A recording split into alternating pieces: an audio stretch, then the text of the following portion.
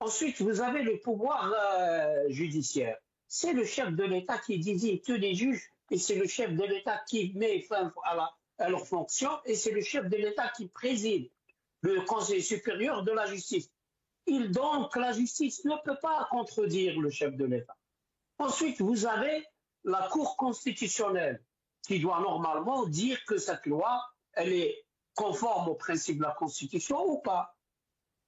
Et bien, cette Cour constitutionnelle, elle est sous le contrôle direct du chef de l'État. C'est lui qui désigne les responsables, enfin les membres de cette Cour, et c'est lui qui désigne le président de cette Cour. Donc, vous imaginez mal qu'un président désigné par le chef de l'État pouvait contredire une loi qui pourrait déplaire au chef de l'État. Donc, là, j'arrive à l'article 200. On a dit pourtant, le Conseil constitutionnel ou la Cour constitutionnelle a émis des réserves dans le rôle de la Cour constitutionnelle.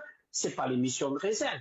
C'est de dire que cette loi n'est pas constitutionnelle, elle ne passe pas. Et les dispositions de la Cour constitutionnelle disent ça. Et l'avis de la Cour constitutionnelle, moi je l'ai vu. La Cour constitutionnelle, dans les motifs sur l'article 200, elle dit que cet article n'est pas, c'est-à-dire dans les motifs, elle dit qu'il ne répond pas aux normes. Elle a tout dit pour faire comprendre que cet article ne répond pas aux normes. Dans sa conclusion, elle dit quoi? La Cour constitutionnelle. Nous espérons que cette loi ne va pas être utilisée contre, c'est-à-dire dans ce sens. Nous espérons que cette loi ne va pas être utilisée. Ce n'est pas le rôle de la Cour constitutionnelle.